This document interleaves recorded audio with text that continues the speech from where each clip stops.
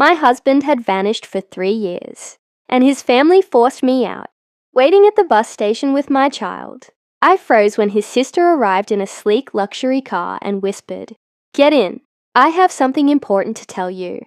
And that, right there, is where everything in my life split into a before and an after. Before that moment, I thought I was just another abandoned wife in a small town, a woman surviving off hope and heartbreak.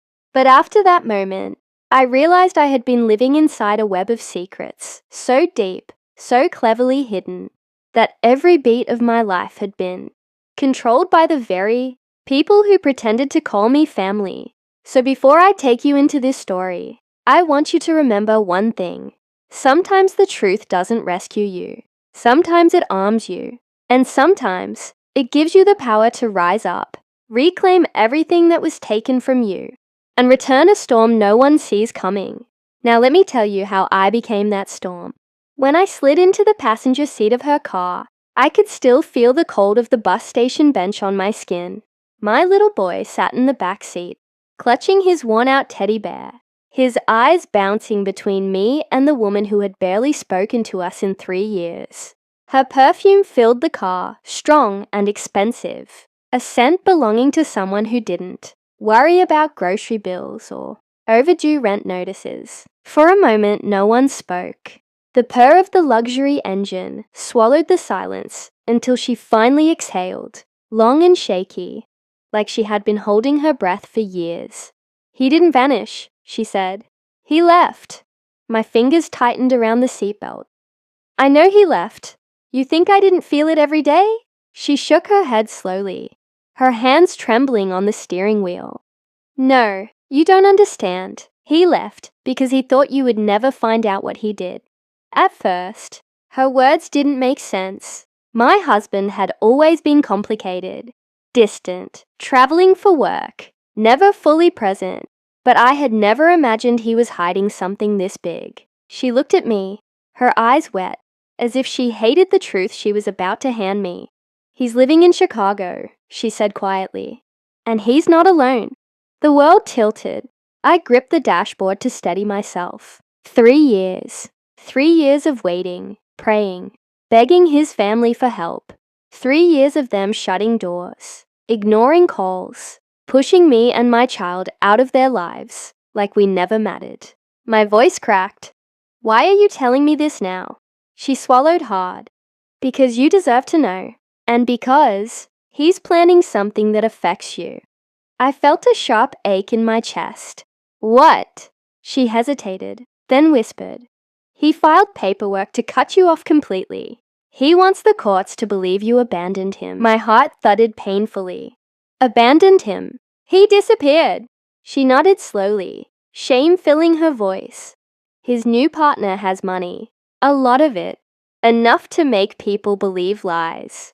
Anger ignited inside me. Not wild, not messy, but focused, sharp, and cold. A new kind of strength. The kind that comes from betrayal so deep you can't even cry yet. "Take me home," I said.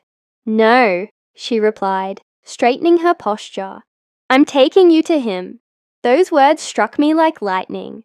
Part of me wanted to scream. Part of me wanted to run. But a far bigger part of me, the part that had been sleeping for years, suddenly woke up. If he thought I was weak, if he thought I would hide, if he thought he could erase us, he was about to learn exactly who he underestimated. The drive to Chicago felt endless. My son slept against the window, unaware of the storm gathering inside his mother. As the city skyline rose ahead of us, shining and powerful, I felt that same power gathering in my chest. When we finally stopped in front of a high-rise building that screamed luxury, I realized something important. He had traded us for this. For money, for convenience, for a life where he could pretend his responsibilities didn't exist. His sister placed a hand on mine. "Before we go in, you need to know something else. He told everyone you were unstable, that you couldn't handle motherhood. That's why our parents sided with him." My stomach twisted. But instead of crying, I felt something calmer, stronger. "Good," I said. She blinked in confusion. Good. Yes, I whispered. If he built his new life on lies, then I'll bring the truth. Lies crumble when someone finally stands up. We walked into the building, and I felt eyes on me from every polished corner. The elevator ride was silent, but my mind wasn't. I was rewinding every moment of our marriage, every suspicious trip, every night he came home late, every time he told me I was imagining things. I wasn't imagining anything. I was being played. When the door opened to his apartment, I heard laughter, a woman's laughter, and then I heard his voice. My knees weakened for half a second.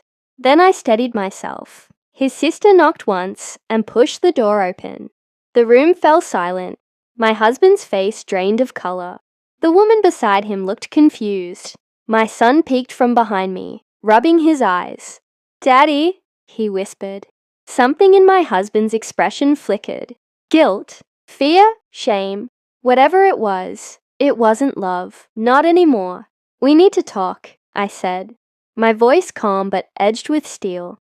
"About the lies, about the paperwork, about the truth. You're terrified." "I'll tell." His partner looked at him sharply.